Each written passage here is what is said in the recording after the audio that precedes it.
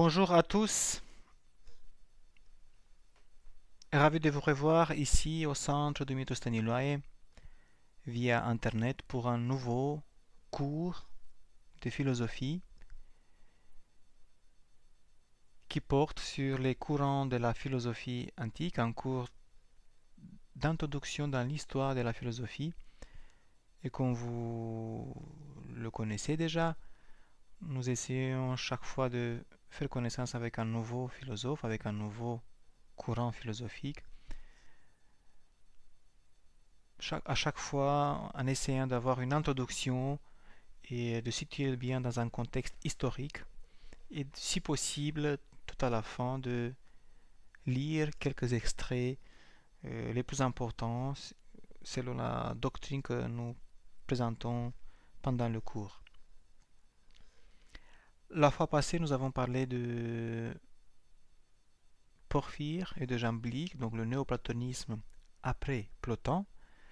On va continuer notre aventure à l'intérieur de ce grand mouvement philosophique que l'on désigne sous le nom de néoplatonisme et qui se développe du 3e au 6e siècle après Jésus-Christ. Si vous avez des questions, si vous avez des suggestions, j'attends toujours vos remarques et je vous invite à m'écrire à l'adresse mail indiquée sur l'écran bucaflorine@yahoo.com. Alors, le cours d'aujourd'hui se limitera à la présentation du néoplatonisme athénien et de son plus grand représentant, à mon avis, le néoplatonicien Proclus de Lycie. Mais avant de voir qui a été Proclus, sa vie, sa doctrine, son œuvre, permettez-moi de faire une petite introduction intitulée la tradition philosophique athénienne. Comme vous le savez déjà, à l'intérieur de ce grand mouvement philosophique intitulé le néoplatonisme, on distingue des écoles diverses. Vous connaissez déjà l'école néoplatonicienne fondée à Rome par Platon, dont on a parlé il y a quelques séances et nous avons parlé aussi la fois passée. Platon qui enseigne au 3e siècle et qui est maintenu vivant sur place à Rome par son successeur Porphyre et aussi par ses successeurs, dont plusieurs ont passé au christianisme, parmi eux Marius Victorinus. Mais aussi le néoplatonisme s'est répandu en Asie mineure et spécialement, ça vous le connaissez déjà, à Apamée et à Antioche où a enseigné Jamblique, dont on a parlé la fois passée. Souvenez-vous, la théurgie, etc. Jamblique a réussi à introduire dans la philosophie néoplatonicienne les théories et la pratique de la théurgie, qui était, pour ainsi dire, à la mode dans l'Orient grec de l'époque. Cette synthèse entre la doctrine pure théorique de Platon et les pratiques théurgiques qui ont été introduites notamment par Jamblique ont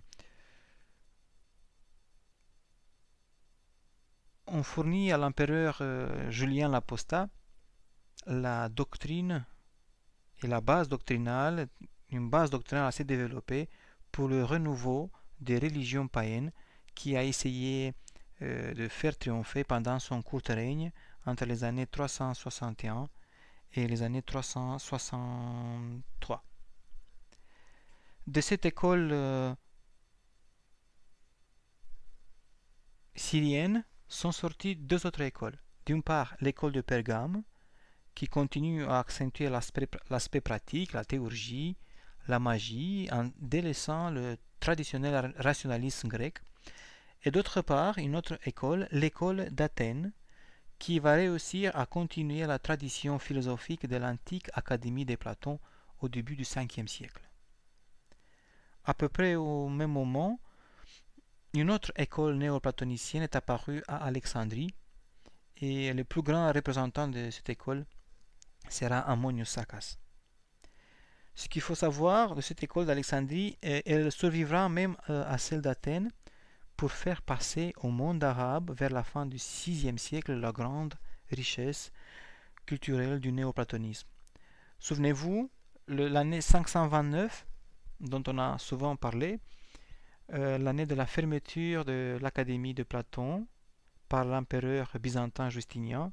Donc c'est à ce moment-là que les philosophes néoplatoniciens vont courir, vont partir en exil et ils vont aller à Alexandrie. Et à partir de l'Alexandrie, cette philosophie néoplatonicienne sera accueillie, disons, par le monde arabe. Le contexte historique dans lequel se développe le néoplatonisme, vous le connaissez, vous l'avez vu dans le troisième cours, et nous ne reviendrons pas sur ces aspects qui normalement doivent être déjà acquis. Pour le cours d'aujourd'hui, on va se limiter à une brève présentation du néoplatonisme athénien au 5e siècle, en essayant de vous dire aussi l'essentiel, ça ne va pas être facile, sur l'héritage proclusien. En ce qui concerne la tradition philosophique athénienne, nous pouvons parler d'une vraie tradition philosophique à Athènes à partir de Platon, vous savez cela. Depuis Platon, une succession ininterrompue de philosophes assurait à Athènes l'administration de l'école de maîtres et l'enseignement du platonisme. Au 5e siècle, les diadoques platoniciens disposaient d'un capital assez important, ils avaient même une petite fortune. Le site de l'académie, qui a été dévasté par les invasions barbares de 267, n'était plus utilisé, mais l'enseignement s'est donné dans une grande maison située au sud de l'acropole. On a peu d'informations sur le fonctionnement de l'académie au cours du IVe siècle. Aucun nom nous n'est parvenu, mais nous savons que l'enseignement de la philosophie platonicienne était assuré. Par exemple, l'empereur Julien l'Apostate, dont on a parlé, Basile de Césarée, Saint Basile de Césarée, Saint Grégoire de Nazianze, les représentants des pères cappadociens chrétiens, ont y étudié. Vers la fin du IVe siècle, deux philosophes d'Antioche, appartenant à l'école néoplatonicienne de Syrie, résidaient à Athènes et devaient y enseigner à côté de l'académie. Et quelques mots sur le fonctionnement de l'école néoplatonicienne d'Athènes. Je me souviens que je vous ai expliqué aussi le fonctionnement de l'école des épicuriens et des stoïciens. Et voyons comment se déroule l'enseignement dans une école néoplatonicienne et ici à la maison à Athènes. Le programme des études était organisé ainsi. Pendant 2 ans, on lisait tout Aristote. Ensuite, on étudiait les dialogues de Platon. Enfin, on montrait l'accord entre la théologie platonicienne et les écrits orphiques ou les oracles chaldéiques, considérés comme une écriture sainte. Les dialogues de Platon étaient lus dans un ordre déterminé par la pédagogie. Je vous invite à retenir ces détails-là, c'est important. Donc, il y avait un ordre pédagogique. On lisait d'abord l'Alcibiade, les dialogues de Platon, l'Alcibiade, Gorgias et Phédon, où on trouvait les éléments de l'éthique. Donc on commençait avec l'éthique. Après, on lisait Cratyle et Thétète, qui fournissaient les bases de la logique. Donc, deuxièmement, la logique. Après, on étudiait le sophiste, la politique, d'où on apprenait la physique de Platon. Donc, troisièmement, la physique. Après, le Phèdre et le banquet de Platon qui introduisaient à la théologie. Quatrièmement, donc la théologie. Le tout culminait dans le Philèbe et était entièrement repris dans les 2 dialogues qui résument toute la philosophie de Platon, le Timée pour la science de la nature et le Parménide pour la théologie. Vous voyez, tout ce qui tient de la théologie, c'est vers la fin de l'enseignement. Ça veut dire que ça demande beaucoup de préparation, beaucoup d'études. Les étudiants suivaient une formation intensive. De Proclus, Marinus, qui est le biographe de Proclus, nous dit que, je cite, « Le même jour, il donnait 5 classes d'exégèse, parfois même plus. Écrivait le plus souvent 700 lignes quotidiennes, allait en outre visiter les autres philosophes et converser avec eux, et le soir donnait encore d'autres leçons qui n'étaient pas mises par écrit, et tout cela après ces longues vigiles d'adoration la nuit, et entre ces triples prosternations devant le soleil, à son lever, à son midi et à son coucher. » Voici un programme universitaire très actif et une vie universitaire très active, animée par Proclus. Mais qu'est-ce qu'il faudra retenir de cette école néo-platonicienne d'Athènes? Vous avez sur votre écran déjà la liste des diadoques d'Athènes, en commençant par environ l'année 400 avec Plutarque, après c'est Syrianus, entre les années 432 et 437. Après, c'est l'auteur que nous allons étudier aujourd'hui, Proclus, entre les années 437 et les années 485. Et après, c'est Marinus, le disciple de Proclus et son biographe, qui commence donc à la suite, tout de suite dans l'année 485. Après, c'est Isidore, on n'a pas de date exacte. Zénodote, qui est mort en 495. Et Damasius, le dernier représentant de cette école philosophique d'Athènes, ici même à Athènes, entre les années 495 et 529. L'année emblématique, donc l'année quand on ferme l'école philosophique d'Athènes par l'empereur byzantin Justinien. Donc voici les représentants, les diadoques de l'école philosophique néo-platonicienne d'Athènes. Mais qu'est-ce qu'il faudra retenir de l'école néo-platonicienne d'Athènes? Pendant le 5e siècle, cette école a dominé tous les autres centres intellectuels, et en particulier l'Alexandrie.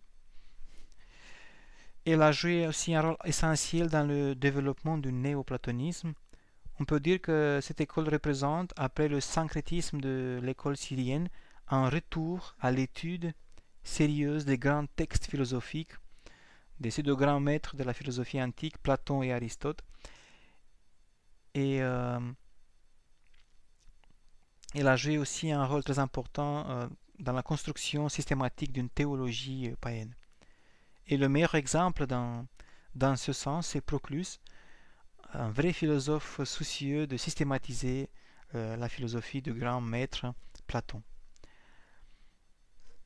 Pourquoi, voilà, vous remarquez sur l'écran le retour aux grands textes philosophiques de Platon et Aristote. Donc j'ai essayé de résumer un peu. Et vous voyez la dernière ligne, le commentaire.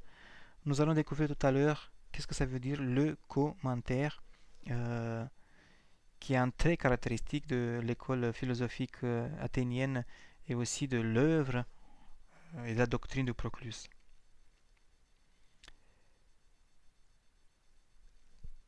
Donc ce retour à l'étude sérieuse des textes philosophiques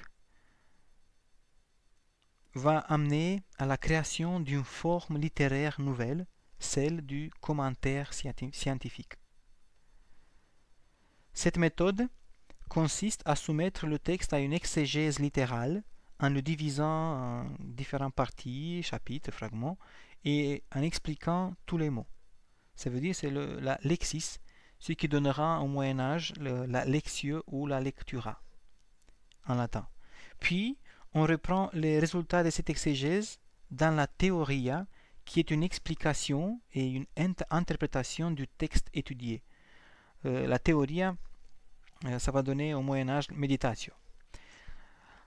Chez les pères de l'Église, par exemple, si vous lisez la vie de Moïse, écrite par Grégoire de Nice, vous voyez qu'il y a deux parties. Historia, comment s'est passé ce fameux épisode mystique, la montée de Moïse au Sinaï. L'épisode raconté dans le livre de l'Exode, à partir du chapitre 19. Et vous avez une deuxième partie intitulée Théoria. Voilà. Qui est l'interprétation du texte étudié. Du texte de l'Exode, l'interprétation, l'exégèse, si vous voulez, du texte de l'Exode. Donc, les pères de l'Église connaissaient aussi. C'est pas surprenant parce qu'on pense que au IVe siècle, les pères cappadociens se sont formés aussi à l'école néoplatonicienne d'Athènes, même si on n'a pas des dates très, très exactes. Donc, Lexis et Théoria, revenons à notre commentaire scientifique. Lexis et Théoria sont les deux moments importants qui rythment les commentaires d'Aristote et de Platon. L'œuvre entière de Platon a aussi été exposée de cette façon, et nous pouvons lire aujourd'hui la plus grande partie des commentaires de Proclus sur le Timée, sur le Parménide et l'Alcibiade. Nous avons aussi la fin du commentaire de Damasius sur le Parménide et des larges extraits de son commentaire sur le Philèbe. Nous savons qu'il a existé dans l'école des commentaires sur tous les dialogues de Platon, composés sur ces modèles. Malheureusement, nous en gardons juste une partie. Mais un autre aspect que je vous invite aussi à retenir, attention, le commentaire scientifique, si on peut l'appeler ainsi, est également un exercice spirituel, une ascèse, une expérience. Il ne s'agit pas de faire uniquement des discours, c'est un exercice spirituel comme le nomme Pierre Hadot. Et l'exercice spirituel, cette expression, ça veut dire aussi qu'il s'agit d'un mode de vie. La lecture des grands textes va produire une transformation dans l'auditeur, dans les disciples, dans ceux qui écoutent. Proclus transforme par exemple Platon dans une Bible et se place au terme d'un mouvement de la pensée antique qui tente de ressaisir la pensée païenne antique, le mythe. Il s'agit de redonner vie aux traditions païennes, mais en même temps de vider, entre guillemets, les croyances antiques de leur contenu. Il n'y a plus le même contenu spirituel dans le mythe, et les dieux vont perdre un peu de leur caractère lumineux, parce que les dieux deviennent des entités abstraites, métaphysiques, qui permettent de comprendre la structure du monde. Voici en quelques lignes, en quelques idées, comment peut-on définir cette tradition philosophique athénienne. Donc le contexte dans lequel Proclus vit et se forme. Maintenant, permettez-moi de vous donner quelques dates, quelques données importantes concernant la vie de Proclus de Lycie.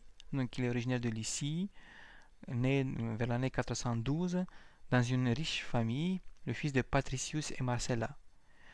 On sait que vers l'âge de 20 ans, il vient à Athènes pour étudier la philosophie. Il est le disciple de ce fondateur de l'école néoplatonicienne d'Athènes, le fondateur Plutarque, vers l'année 400, donc il est le disciple de Plutarque. À la mort de Plutarque, il devient le disciple de Syrianos, le deuxième scolarque de cette école d'Athènes, néoplatonicienne. Et vers l'année 438, c'est Proclus qui devient le diadoque, le troisième de l'école néoplatonicienne d'Athènes, troisième scolarque. Et on sait qu'il est mort, nous avons la date exacte, le 17 avril 485, selon Marinus.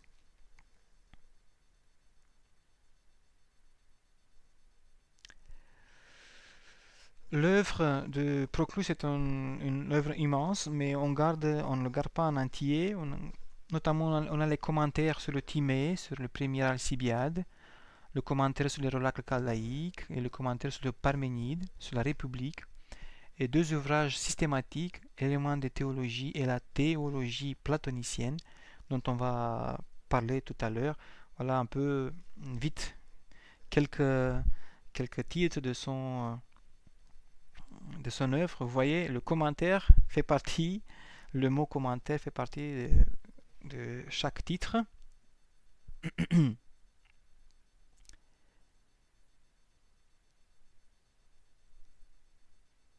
Parce que c'est son style à lui, quoi, et c'est le style aussi de cette école néo-platonicienne d'Athènes. Bon, pour ce qui est de la doctrine, je vous ai marqué aussi sur l'écran, nous allons découvrir un peu qu'est-ce que ça veut dire la doctrine des Énades, qui est tout à fait originale. C'est Proclus qui nous parle pour la première fois des Énades. Après, il a une structure hiérarchique du monde propre à Proclus très très développée. Et nous allons voir aussi l'interprétation théologique du Parménide de Platon. Et voir aussi quel est le rôle de la négation dans cette interprétation théologique. On n'aura pas le temps de parler de la théurgie, on n'aura pas le temps de parler des autres traités, mais on va se concentrer sur la doctrine de Proclus, notamment sur la question des Énades et structure hiérarchique du monde, et sur la question de la théologie dite négative, le rôle de la négation. Ce sont des questions un peu compliquées, mais j'espère que nous allons nous entendre. Pour ce qui est de la structure hiérarchique du monde, vous connaissez déjà, tout ce qui est structure hiérarchique, ça vous est familier depuis Platon, le fondateur du néoplatonisme. Mais il y a une particularité dans l'école philosophique néoplatonicienne d'Athènes. À partir de Jamblique et de Proclus, nous avons un éloignement du principe qui est lent. Vous connaissez déjà les trois hypothèses, les 3 hypostases. Lent, qui est complètement transcendant, l'être, le monde intelligible, et l'âme. Souvenez-vous de la structure du monde de Platon. Vous le connaissez. Bon, donc, la particularité de Jamblique et de Proclus, c'est qu'il y a un éloignement du principe et une multiplication des degrés intermédiaires. Donc, une complexification en quelque sorte de la hiérarchie. Par exemple, cette doctrine des Énades de Proclus. Qu'est-ce que ça veut dire l'Énade? C'est le premier degré de démultiplication de l'an, mais qui conserve en même temps un caractère d'unité. Nous gardons de Platon l'idée d'un principe qui diffuse, qui émane. Le monde est une effusion de ce principe. Et nous avons les 3 états, ce modèle-là, monē, prodos, épistrophé en grec, ce qui se traduit en français par monance, procession et conversion ou retour à l'an. Nous avons un rapport d'une cause supérieure qui produit son effet qui lui est inférieur.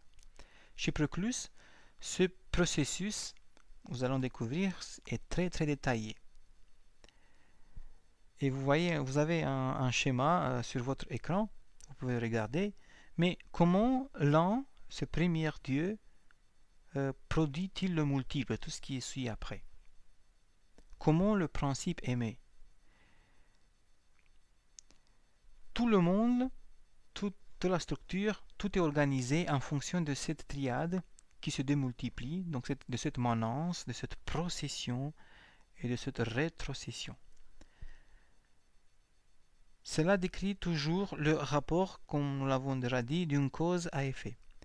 La cause est toujours supérieure et l'effet est toujours inférieur. La cause produit son effet. Comment cela se traduit, par exemple, dans le schéma de Platon? L'un fait être l'intellect qui, lui, fait être l'âme. La cause suprême, l'un, se tient toujours au-delà de ce qu'elle produit de façon radicale dans le néoplatonisme. Il s'agit de comprendre l'idée, que je vous invite à retenir, l'idée de la surabondance du principe premier de l'un. Et comprendre ce dynamisme évoqué par ce fonctionnement de cette triade qui se démultiplie, manance, procession, rétrocession, permet aussi de voir ce mouvement même de retour, de conversion vers le principe. Et ce mouvement-là, c'est un aspect très religieux de la philosophie néoplatonicienne. Souvenez-vous de la doctrine des symboles proposée par Jamblique dans De Mysteris. On pourrait dire qu'il s'agit d'une théophanie, comment Dieu se manifeste, comment ce dernier, premier Dieu, ce principe, l'un, se manifeste jusqu'au monde sensible. On pourrait dire qu'il s'agit donc d'une théophanie. Quelque chose procède, sort de là, mais cela reste. Mais la rétrocession, le retour, la procession, on l'a déjà vu, on la connaît, mais vous allez voir que le mouvement de retour est le plus important. Mais qui rend possible ce mouvement de retour? Qui est l'intermédiaire entre l'inférieur et le supérieur? Et bon, voilà, dans ce sens-là, Proclus nous parle des Énades. Personne avant lui n'a parlé des Énades. Donc c'est une innovation conceptuelle chez chez Proclus, qui ne fait pas que reproduire la tradition. C'est l'exemple de l'énadologie, la doctrine des Énades, qui représente une originalité dans l'œuvre de notre auteur, Proclus. Pour dire en quelques mots, toute la théologie de Proclus part de l'articulation entre trois notions centrales: la causalité, la transcendance et la négation. Cette articulation manifeste un ordre, en taxis en grec, manifeste la hiérarchie divine, une structure hiérarchique du monde. C'est un processus dynamique qui fait procéder le réel à chaque niveau. Tout le réel sera gouverné par les dieux, ce que Proclus appelle les Énades. Les Énades sont les intermédiaires entre l'un et la multiplicité. Chaque négation de Parménide, le fameux commentaire sur le Parménide de Platon, chaque négation de Parménide correspond à une attribution, à une Énade, à un second niveau, un niveau inférieur. Ne vous inquiétez pas, vous allez comprendre qu'est-ce que ça veut dire les Énades. Tout de suite. L'énade, c'est un ordre qui est produit. L'énade n'est pas l'un, mais quelque chose de l'un. C'est ce qui va permettre la multiplicité, telle qui est présentée sur votre écran. C'est la pure adjonction d'un aspect à l'unité. L'énade, c'est la communication, la manifestation de l'un. L'un ne peut pas être séparé des énades. Toutes ces énades sont à la fois des dieux et les idées et les formes de la théologie de Platon. Mais quel est le lien entre l'énade, entre l'intermédiaire et le Parménide? Pourquoi nous avons cité le Parménide de Platon? Ce qu'il faut savoir, c'est que cette étude approfondie de Platon a été tout entière orientée vers la constitution d'une théologie païenne systématique. Cette théologie s'appuie sur une exégèse des hypothèses du Parménide. Et nous avons une exégèse des hypothèses de Parménide faite par Syrianus, le maître de Proclus, qui consiste à établir une correspondance entre les négations de la première hypothèse et les affirmations de la deuxième hypothèse, et consiste aussi à lire dans la première hypothèse la théologie négative du premier Dieu, de l'un, dans la deuxième, l'ordre des propriétés successives qui constituent la hiérarchie des dieux. Tout cela, toute cette hiérarchie des dieux est visible dans la structure hiérarchique du monde de Proclus présentée sur votre écran. Il suffira ensuite d'identifier toutes ces entités métaphysiques, toutes ces énades, avec les dieux du panthéon grec pour obtenir le fameux ouvrage de Proclus, la théologie platonicienne. C'est le titre du grand ouvrage de Proclus qui exprime l'ambition de toute cette école d'Athènes. Donc, nous avons le premier Dieu, si vous regardez sur l'écran, l'un, premier Dieu, les Enades. La hiérarchie des dieux proposée par Proclus est classée en 3 ordres principaux. Donc, le premier ordre, le premier Dieu, l'un, premier Dieu et les Enades. Après, vous avez le deuxième ordre principal, les dieux transcendants, formés de la triade des dieux intelligibles, la triade des dieux intelligibles intellectifs et la triade des dieux intellectifs. Le troisième ordre principal, les dieux du monde. Et le dieu du monde comporte aussi quatre triades. La triade des dieux hypercosmiques, la triade des dieux encosmiques. Vous allez voir qu'est-ce que ça veut dire, hypercosmique, encosmique.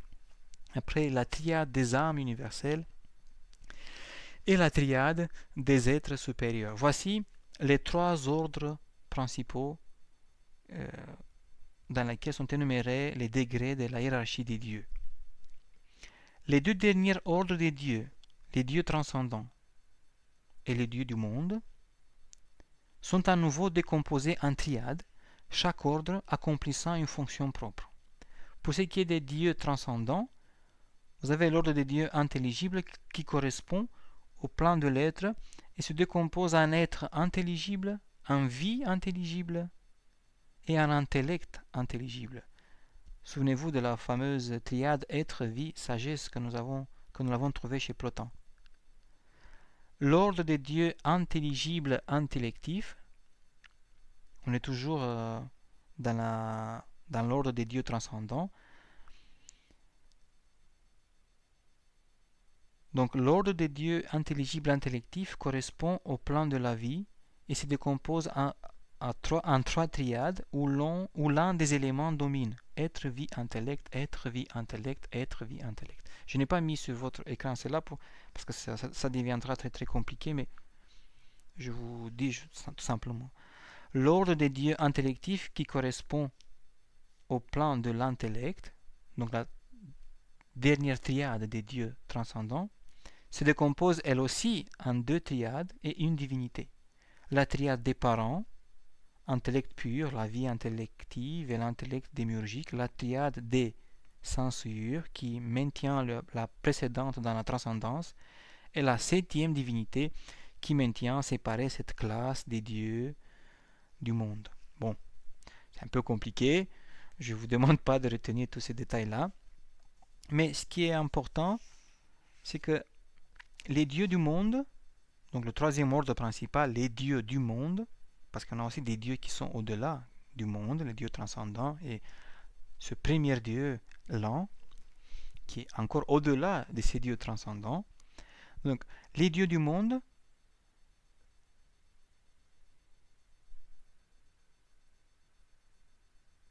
sont répartis, comportent quelques triades aussi. La triade des dieux hypercosmiques. Et quels sont les dieux hypercosmiques?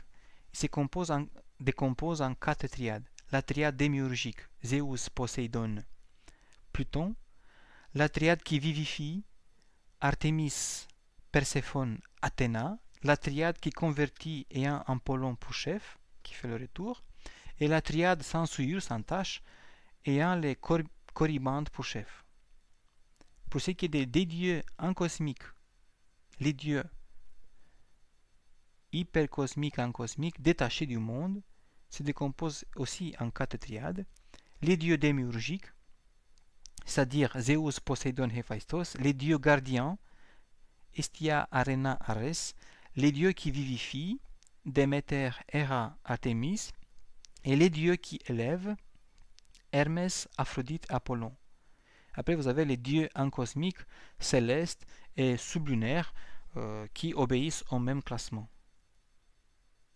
Voilà, c'est une structure assez compliquée, mais si vous pouvez retenir juste voilà, les 3 ordres principaux, donc le premier dieu qui est complètement transcendant, l'un de schéma proposé par Plotin, les dieux transcendants, donc tout ce qui est triade des dieux intelligibles et les dieux du monde, Et après, en sachant que les dieux du monde sont divisés aussi en deux, les dieux hypercosmiques et les dieux hypercosmiques en cosmique, qui sont les dieux célestes et sublunaires, qui voilà, sont aussi décomposés en triades. Voici une doctrine des triades proposée par Proclus. Bon, je n'insiste pas plus sur ce système hiérarchique du Proclus. Nous passons maintenant à l'exégèse du Parménide. Parce que je vous ai dit que le Parménide, c'est le texte le plus important selon Proclus, de Platon, le commentaire sur le Parménide de Platon. C'est le texte central qui résume toute la théologie de Platon. Et il y a toute une tradition qui s'installe. Et à partir d'Amélius, qui est le disciple de Platon, après Porphyre, Jamblique, et que vous connaissez déjà, et Cyrianus, le maître de Proclus. Donc il y a toute une tradition concernant l'exégèse du Parménide qui est considéré le fameux texte théologique par excellence, qui porte sur ce principe d'existence de Platon. Tout le néoplatonisme, donc c'est un trait caractéristique de l'école néoplatonicienne, tout le néoplatonisme se penche sur cette question de l'exégèse du Parménide. C'est la ligne centrale. À partir de cette lecture du Parménide, on peut déduire tout le système de Proclus dans ses grandes lignes. Voici la raison pour laquelle je vous embarque dans cette histoire compliquée. Pour Proclus, Platon concentre toute sa théologie, comme je vous ai dit, dans son Parménide. Pour le lecteur moderne, le Parménide ressemble à un exercice de logique. Proclus se rattache dans une tradition de lecture du Parménide qui remonte à Jamblique et à Platon, celle qui est sur votre écran. La lecture théologique du Parménide existe déjà chez Platon, qui ne fait pas des commentaires, n'écrit pas des commentaires détaillés comme Proclus. Autour du texte du Parménide et de son interprétation se joue une question théologique au sens fort et une question aussi d'orthodoxie en quelque sorte. On donne au discours un statut de vérité. Le Parménide accepte deux lectures résumées par Proclus dans sa théologie platonicienne, une lecture dialectique et une lecture théologique.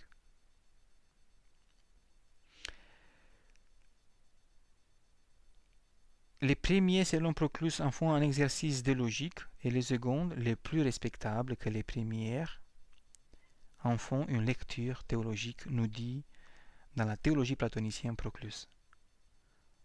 Mais le dialogue n'a-t-il qu'une dimension formelle ou est-ce un dialogue de nature théologique? Pour Proclus, c'est un dialogue auquel il lui offre une lecture théologique. Dès lors qu'on accepte la lecture théologique, on a une dispute sur la signification de chacune des hypothèses du Parménide.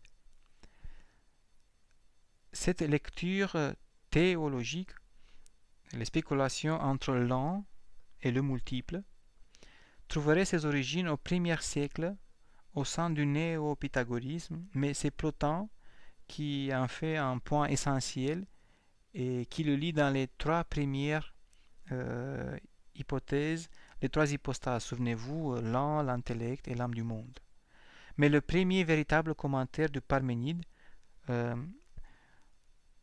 selon les dernières recherches et selon la thèse proposée par le spécialiste Pierre Hadot, c'est Porphyre qui aurait écrit le premier commentaire, parce qu'ils ont découvert, si je ne me trompe pas, au 19e siècle ou au 20e siècle, un manuscrit intitulé le commentaire de Turan.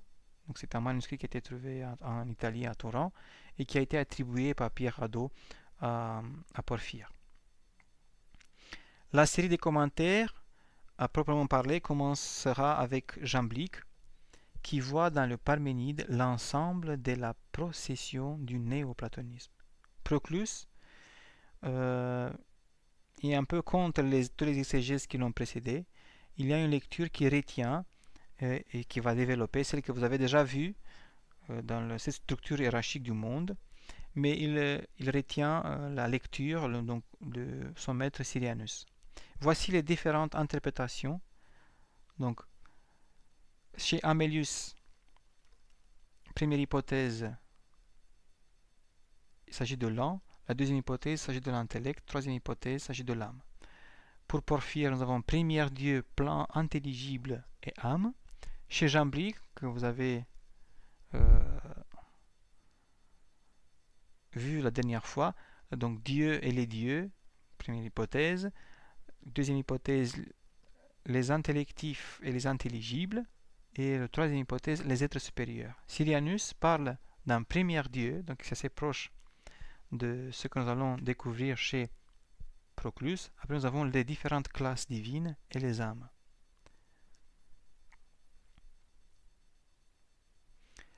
Chaque hypothèse porte sur un niveau précis du réel, ce qu'il faut retenir. Le Parménide, le commentaire sur le Parménide de Platon, déroule les niveaux du réel à partir de l'an, et chaque hypothèse concerne un objet précis. Ces différents objets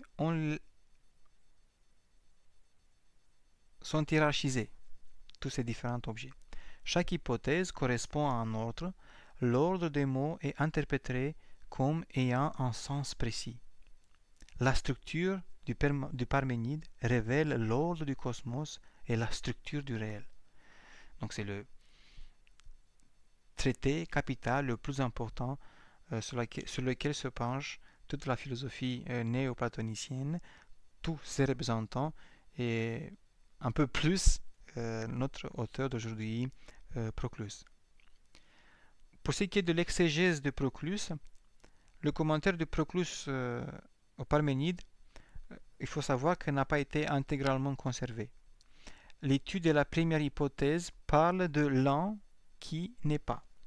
Donc ça c'est la première hypothèse de Parménide, l'an qui n'est pas chez Proclus. Proclus expose d'abord l'idée que l'an est cause de ce qui est nié de lui. Ce qui est nié débouche en somme sur l'idée que l'an n'a pas d'être. On ne le connaît pas. Etc. Donc tout utilise des négations, ce que nous appelons théologie négative.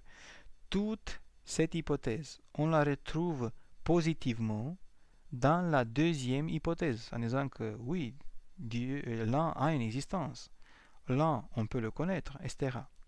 Ce qui est nié dans la première hypothèse se retrouve causalement affirmé dans la deuxième hypothèse. Par ailleurs, il convient de remarquer que l'ordre des négations est celui de la procession et que la négation est l'opérateur du discours théologique. Je vous invite à retenir cette phrase-là. Ce qui est nié dans la première hypothèse du Parménide, parce qu'il est complètement transcendant, on ne peut pas avoir de lui une connaissance, on ne peut pas lui attribuer l'être, l'intellect, l'âme, parce qu'il est complètement transcendant, comme vous voyez marqué sur l'écran, ces trois hypothèses. Mais, donc c'est pour cette raison qu'on nie tout de lui. La négation, vous allez voir, a un sens de transcendance, n'a pas un sens vraiment privatif. Lorsqu'on attribue la négation à l'un, à ce premier Dieu qui est complètement transcendant.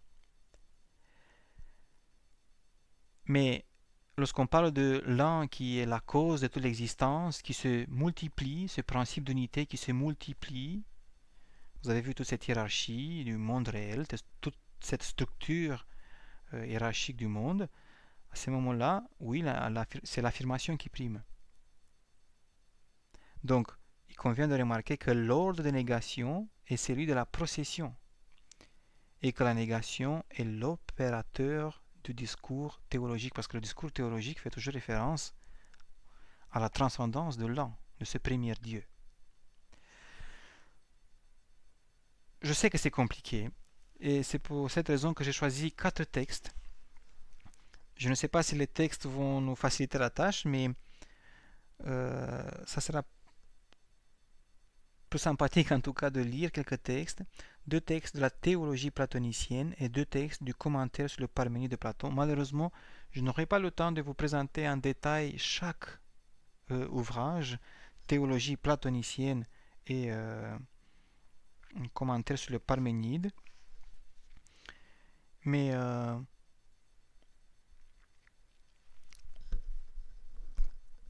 je vais vous lire on va lire ensemble quelques textes. Pour ce qui est de l'exégèse de Proclus, vous avez vu l'un complètement transcendant, et c'est l'ordre de négation qui opère cette émanation, cette procession de l'un dans le monde, d'un ordre en ordre, de triade en triade. Et nous avons l'intelligible correspond à l'être, l'intelligible intellectif chez Proclus correspond à la vie, l'intellective correspond à la pensée. Je pense que vous avez toujours en tête cette structure hiérarchique du monde.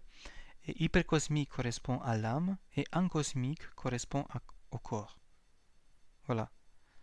Je reviens vers le système hiérarchique de Proclus pour revoir un peu ce schéma. Premier Dieu, Dieu transcendant, Dieu du monde, et après toutes ces triades-là. Et ensuite, vous avez cette exégèse du Parménide de Proclus. Tout ce qui est intelligible, c'est l'être. Tout ce qui est intelligible, intellectif, ça tient de la vie. Intellectif, c'est la pensée. Hypercosmique, l'âme. Et ancosmique, le corps. Donc, la lecture de la théologie platonicienne, l'ouvrage systématique par excellence. Et j'ai choisi un texte du deuxième livre de la théologie platonicienne, chapitre 10, qui porte sur les négations de la première, j'ai mal écrit, hypothèse, pas hypothèse, hypothèse du Parménide. Je cite: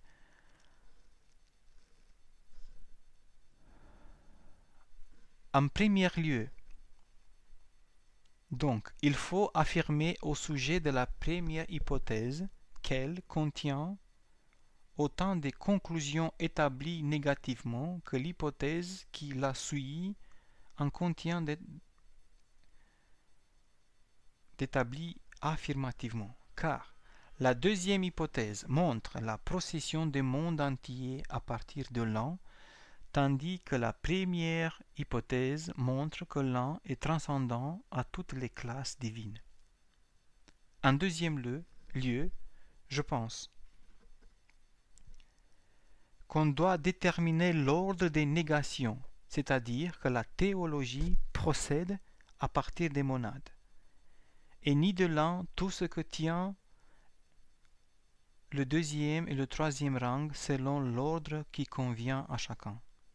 Et en troisième lieu, je définis au sujet du monde des négations qu'elles ne sont pas privatives de ce sur quoi elles portent, mais productives de ce qui est une sorte de contraire. Et le monde de négation dont on vient de parler est donc transcendant, apparenté à l'un, primordial et dépasse tout l'univers par une supériorité ineffable et inconnaissable de simplicité. Vous voyez, on trouve en fait, c'est une interprétation de toutes les négations de la première hypothèse du Parménide. Je sais que c'est compliqué de comprendre la théologie platonicienne et tout ce qui est négation de la première hypothèse du Parménide, mais cela vous invite à lire déjà le commentaire sur le Parménide de Platon, et après de voir un peu cette théologie platonicienne, le chapitre 1 et 2, et vous allez voir que les choses seront beaucoup plus claires.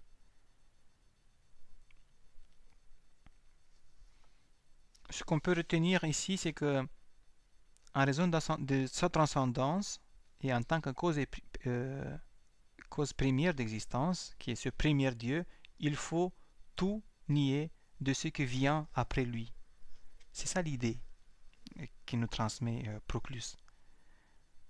Tous ces dieux qui procèdent, tous ces énades et tous ces triades-là que vous avez vus, on nie tous leurs attributs, tout ce qu'on dit de ces triades-là, parce que tout est rapporté, tous sont des effets par rapport à la cause, et tout est inférieur à la cause qui est supérieure. Souvenez-vous de ce que nous avons dit.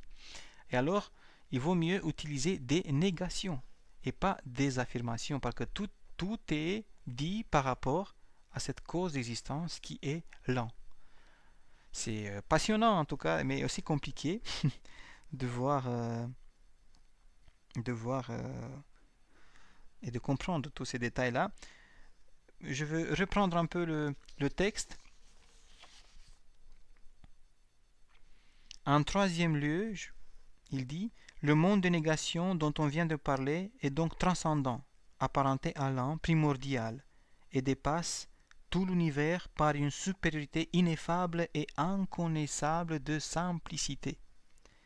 Et après avoir attribué au premier Dieu le monde en question, il faut encore le séparer des négations elles-mêmes, car il ne saurait y avoir de lui ni proposition ni nom, dit le Parménide de Platon.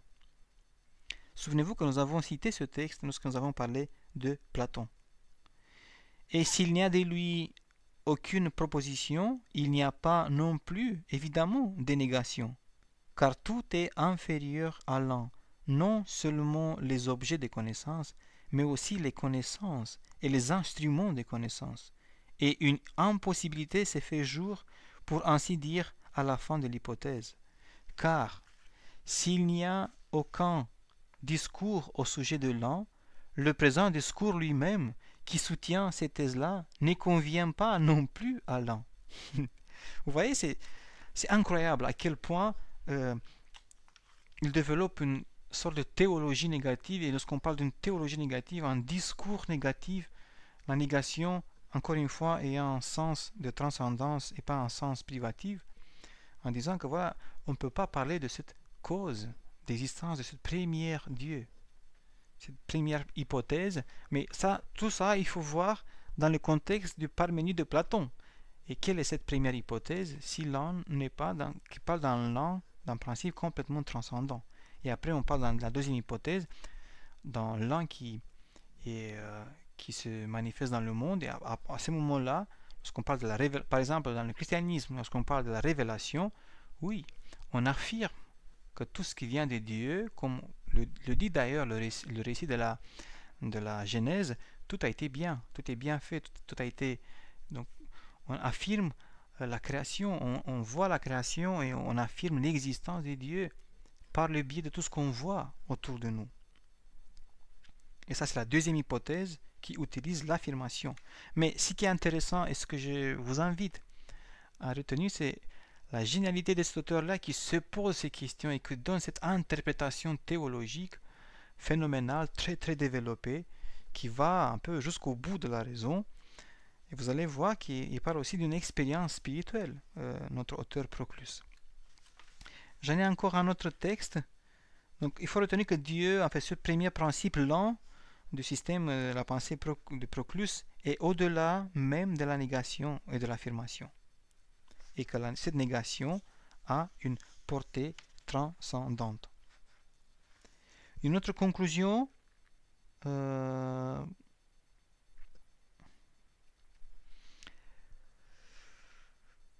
sur ces questions-là, c'est que, vous voyez, il dépasse un peu le raisonnement, notre auteur Proclus, et il parle toujours au deuxième chapitre, le deuxième livre de la théologie platonicienne, chapitre 11 cette fois-ci, par le chapitre 10, donc tout de suite après, le voyage de l'âme sur la voie des négations. Qu'est-ce que cela veut dire? Lisons le texte. Eh bien, allons, c'est l'occasion ou jamais, rejetons les connaissances multiformes et bannissons de nous-mêmes toute la diversité de la vie, de l'âme, et parvenus à la tranquillité de toutes nos facultés, approchons-nous de la cause de tout. Et qu'il n'y ait pas en nous seulement la tranquillité de l'opinion et de l'imagination, pas seulement l'apaisement des passions qui empêchent notre élan vers le haut pour atteindre le premier principe, mais que l'atmosphère soit paisible et tout le monde d'ici-bas en paix. Que toute chose, enfin, par l'effet d'une force sereine, nous élève à la communion avec l'ineffable. Qui est cet ineffable? C'est l'un complètement transcendant.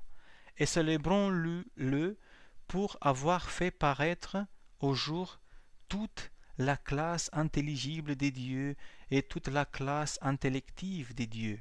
Voici un petit bout de cette structure hiérarchique du monde proposée par Proclus. Et disons qu'il est Dieu entre tous les dieux, énade entre les énades, au-delà des premiers, plus ineffable que tout silence et plus inconnaissable que toute existence, Dieu saint, caché dans la sainteté des dieux intelligibles. Bon, après tout ce voyage de l'âme sur la voie des négations, vous voyez en quoi consiste la négation. Déjà, la négation, à mon avis, cette fois-ci, dépasse l'ordre du discours de la théologie, dans le sens d'un discours de la connaissance, et nous invite à un voyage de l'âme, en quelque sorte, à une expérience, à une communion. Nous élevons à une communion avec l'ineffable. Nous n'avons pas le temps d'entrer dans les détails ici, mais vous aurez le temps à la maison de lire jusqu'à la fin ce chapitre, donc 11e paragraphe de la 11e chapitre du deuxième livre de la théologie platonicienne. Je vous invite vivement à lire l'introduction de la théologie platonicienne et aussi le premier et le deuxième livre.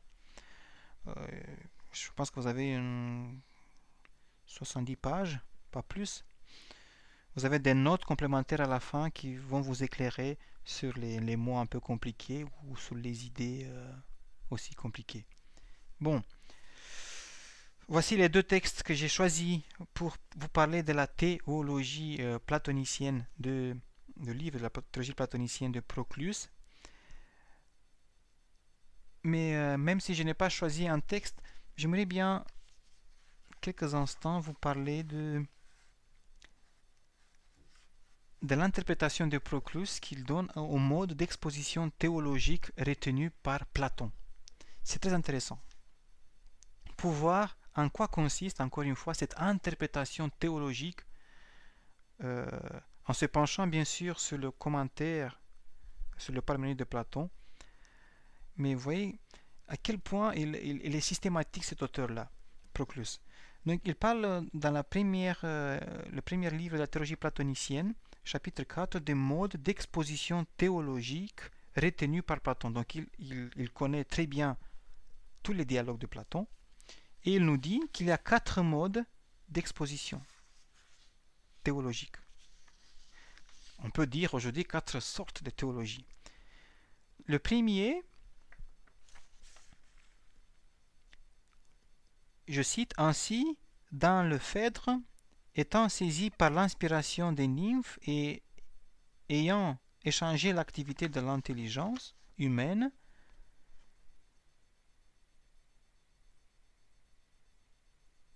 contre un délire divin de sa bouche divinement inspirée, il énonce de bout en bout un grand nombre de doctrines secrètes, tant au sujet des dieux intellectifs qu'au sujet de ces dieux chefs détachés du monde, dont je vous ai parlé, qui font le lien entre la multitude des dieux incosmiques et les monades intelligibles. Bon. Deuxièmement, dans le sophiste, on parle de notre manière théologique dialectique. De même, dans le Parménide aussi, nous parlons d'une manière dialectique, qu'il révèle les processions de l'être à partir de l'un et la transcendance de l'un au cours des premières hypothèses, et comme il le dit lui-même dans ce dialogue, selon la division totalement achevée que présente cette méthode dialectique. Donc, une théologie dialectique. Deuxième forme de la théologie. Troisième forme, davantage dans le Gorgias, au sujet des 3 démiurges et de la manière dont ils se partagent la tâche démiurgique, il relate un mythe, qui n'est pas seulement un mythe, mais aussi un argument philosophique. Troisième forme, et la quatrième forme.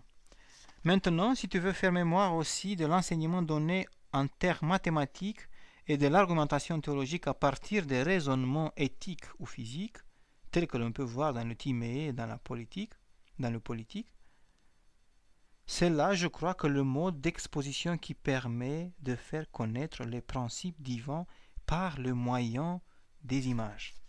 Voici la quatrième forme. Et permettez-moi de vous lire la conclusion, juste quelques lignes. Tels sont donc les modes d'exposition de l'enseignement théologique chez Platon. Et ce que l'on a dit montre à l'évidence qu'ils doivent être au nombre de 4. Le premier mode d'exposition, qui vise à révéler les principes divins au moyen des symboles, est celui d'Orphée. Voilà, donc vous pouvez penser aussi aux oracles chaldéiques. Et d'une manière générale, il est propre à ceux qui mettent par écrit les mythes divins. Voilà, donc par le moyen de symboles. Ce qu'on peut dire, voilà, disons, théologie symbolique aujourd'hui. Deuxièmement, le deuxième mode d'exposition qui se sert des images est celui de Pythagore. Troisièmement, le troisième mode d'exposition qui, d'une manière divinement inspirée, révèle au sujet de Dieu la vérité en elle-même, se voit surtout chez ceux qui tiennent le rang le plus élevé dans la célébration des mystères. La théologie. Et enfin, le quatrième mode d'exposition, le mode scientifique, est spécial à la philosophie de Platon. Voici les 4 modes d'exposition théologique qui sont qu'il a trouvé et qui a interprété dans l'œuvre de son maître Platon. Je n'insiste pas, je m'arrête ici, cet exemple-là un peu développé. Mais maintenant, j'aimerais bien vous parler de quelques textes du commentaire, du fameux commentaire sur le Parménide, le texte, la Bible si vous voulez, comme la Bible est pour les chrétiens, pareil, le Parménide, le commentaire sur le Parménide de Platon est pour cette école philosophique néoplatonicienne et pour le néoplatonisme en général. Le commentaire de Proclus commence avec le prologue général et avec l'exégèse du prologue du Parménide, donc le livre 1, le deuxième livre, et nous offre une exégèse de Parménide en analysant les apories de Socrate contre les arguments de Zénon. Voilà, ce sont les protagonistes, si vous voulez, du Parménide de Platon, du dialogue, Socrate et Zénon. Le troisième livre et le quatrième continuent l'exégèse du Parménide, le Parménide de Platon, nous expose les apories sur les idées de Platon. Le livre 5, exégèse de Parménide, la suite, et présente la méthode du Parménide. Enfin, le sixième livre du commentaire de Proclus, qui est à partir de la colonne 1039 et jusqu'à la fin, 1242, le septième livre, qui se contente de commenter la première hypothèse du Parménide. Ce que nous gardons aujourd'hui, tous ces 7 livres, portent uniquement, il a écrit 7 livres pour expliquer uniquement la première hypothèse du Parménide. Voilà. Selon les chercheurs, le sixième livre est déterminant pour parler de cette théologie négative de Proclus. Tout au long de ce chapitre, Proclus expose sa théorie de la négation en nous fournissant son commentaire qui porte sur les conclusions négatives de la première hypothèse du Parménide. Pour ce qui est du plan de ce sixième livre, il est structuré en 8 parties qui représentent les questions préliminaires à l'exégèse de la première hypothèse. Donc, il y a une question, après tout de suite la réponse, une question, tout de suite la réponse. En ce qui concerne la doctrine, l'auteur expose d'abord l'idée que l'un est cause de tout ce qui est nié de lui. Ce qui est nié débouche en somme sur l'idée que l'un n'a pas d'être, parce qu'il est au-delà de l'être. Ainsi, tout ce qui est nié dans la première hypothèse du premier Dieu de l'un, et ce qui est affirmé dans la deuxième hypothèse et qui constitue les caractéristiques essentielles des dieux subordonnés à l'un. Voici le premier texte. Je cite donc: nécessairement, la première hypothèse a pour objet seulement Dieu, en tant que celui-ci est générateur de la pluralité des dieux, qu'il est de plus séparé et élevé au-dessus de la pluralité, et qu'il est encore donné avec ceux qui ont procédé de lui. C'est pourquoi il nie tout de cet un, en tant qu'il est fondé au-dessus de tout, qu'il produit toutes les propriétés distinctives des dieux, tandis que, par son existence, il est lui-même indéterminé et incirconscrit pour tous, car il n'est pas un certain un, mais purement un. Il n'est ni intelligible ou intellectuel, mais il est le principe de l'hypostase des énades intelligibles et des énades intellectuelles. Vous voyez, cet un est appelé par Proclus, cet un de Platon, du parmi de Platon, et devient chez Proclus Dieu générateur de la pluralité des dieux. Donc l'idée est très simple. Ce premier Dieu, en raison de son entièreté, transcende tout ce qui vient après lui. Mais on se demande comment peut-on exprimer son entièreté et sa transcendance par rapport à toute existence qui lui est inférieure? Par le langage négatif. Voilà la raison d'utiliser un langage négatif tel qu'il est sur votre écran et dans le texte que je vous proposé. On voit bien donc un premier lien entre cette transcendance et un langage qui est adapté à la transcendance de Dieu. Le langage négatif ou la théologie négative. J'ai choisi aussi un autre texte qui s'interroge sur le rôle. En fait, lui, Proclus, nous explique le rôle de la négation. Pourquoi on utilise des négations, pourquoi on utilise des affirmations, etc. Je pense que vous avez compris l'idée, mais c'est passionnant, c'est impressionnant de voir au 5e siècle à quel point l'esprit systématique et l'esprit analytique étaient développés. Donc le rôle de la négation chez Proclus, je vous ai choisi quelques passages. Je cite le premier. Les affirmations découpent en morceaux les êtres. Les négations les ramènent à la forme simple, de la forme circonscrite à la forme incirconscrite, de la forme divisée par des limites propres à l'indétermination.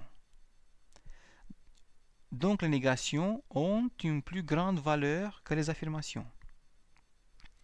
Elles conviennent à ce qui remonte du particulier à l'universel, de ce qui est coordonné à ce qui est incoordonné, de l'espèce morcelée de la connaissance à l'espèce active mentale incirconscrite, unie et simple.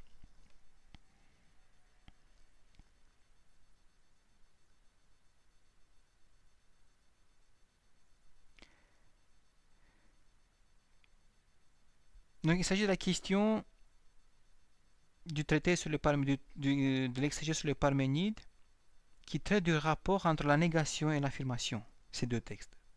Pouvons-nous attribuer à l'un qui est complètement transcendant des attributs positifs tout en sachant qu'il est antérieur à l'existence, qui est la cause de l'existence?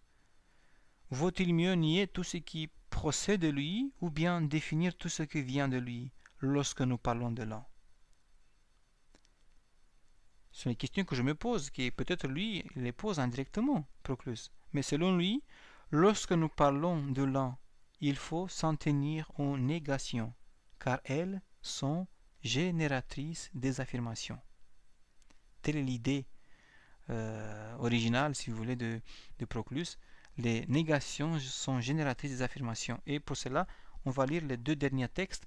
Et s'il me faut dire sommairement ce que je pense, de même que l'un est cause de l'universalité des choses, de même, les négations sont cause des affirmations. C'est pourquoi tout ce que la deuxième hypothèse, disons-le d'avance, parce que ce passage-là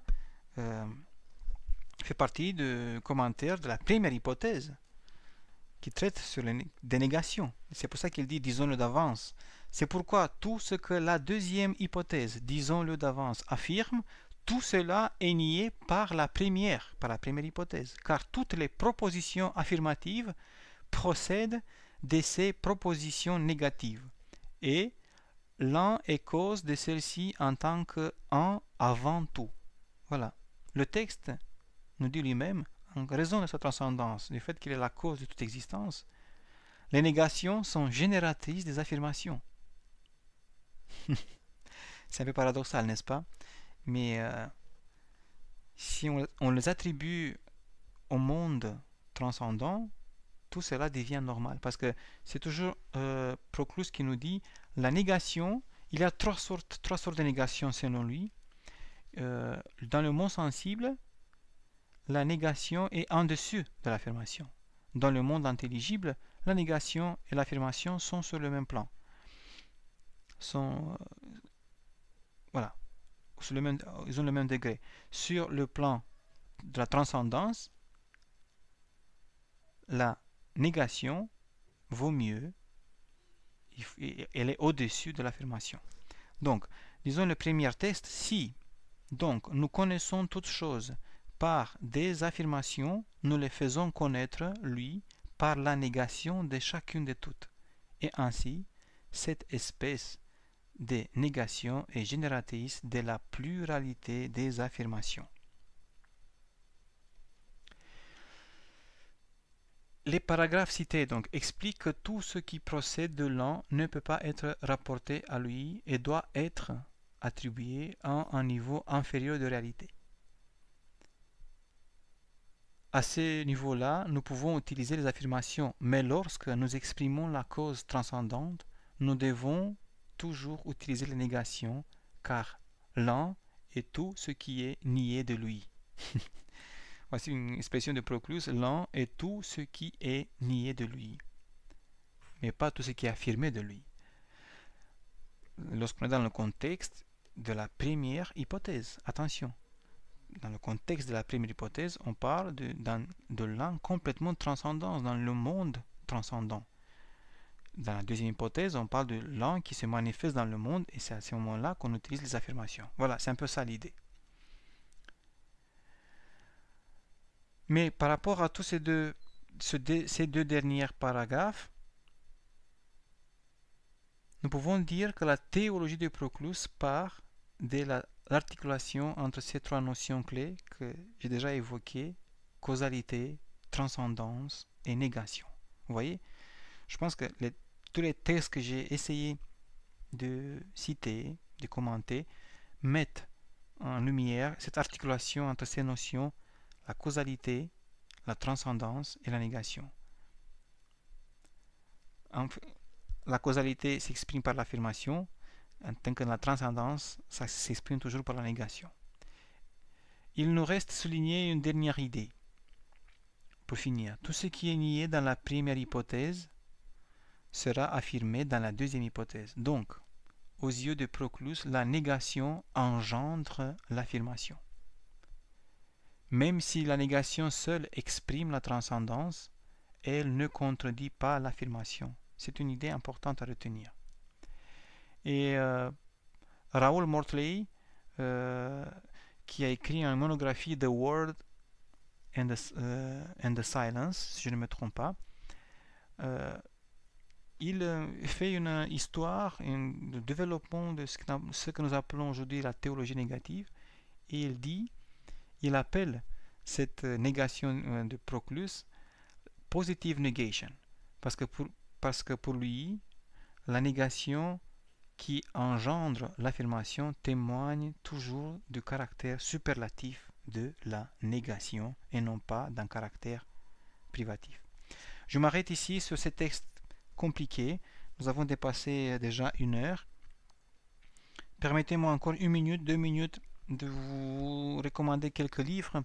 Si vous pouvez lire Henri-Dominique Saffray sur les recherches sur le néoplatonisme après Plotin.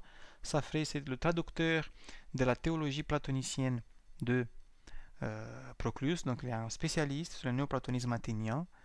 Vous avez aussi je vous invite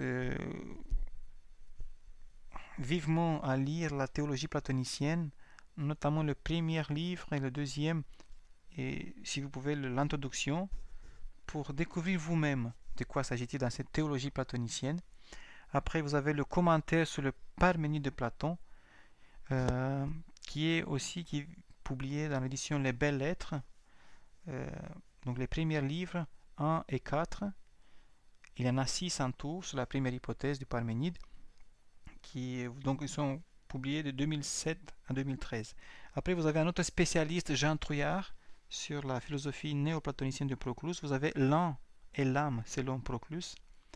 Si je ne me trompe pas, il parle de la mystagogie de Proclus, toujours dans la collection Les Belles Lettres, collection des études anciennes. Après, vous avez aussi donc la mystagogie de Proclus, toujours de Jean Trouillard, et un article qui peut être intéressant de Henri-Dominique Saffrey dans la revue des sciences philosophiques et théologiques, allusion antichrétienne chez Proclus, le diadoque platonicien. Bien sûr, vous allez trouver sur Internet des autres ouvrages, mais si vous avez le temps, je vous conseille vivement de lire une partie de la théologie platonicienne et une partie de commentaires sur le Parménide. Ce sont les textes les plus importants de ce philosophe néoplatonicien Proclus. En espérant ne pas vous avoir rendu plus difficile la tâche avec ce cours sur Proclus, je vous remercie pour votre attention et vous allez voir que cet auteur Proclus va inspirer un autre auteur passionnant, sans Denis l'Aréopagite ou pseudo Denis l'Aréopagite, dont on va parler la prochaine fois. Et une partie de l'héritage proclusien sera repris, réceptionné par toute la théologie chrétienne, et notamment pendant la période du Moyen-Âge. Pendant le Moyen-Âge. Voilà, je vous remercie pour votre attention. Je vous souhaite bon courage et je vous dis à bientôt. Au revoir.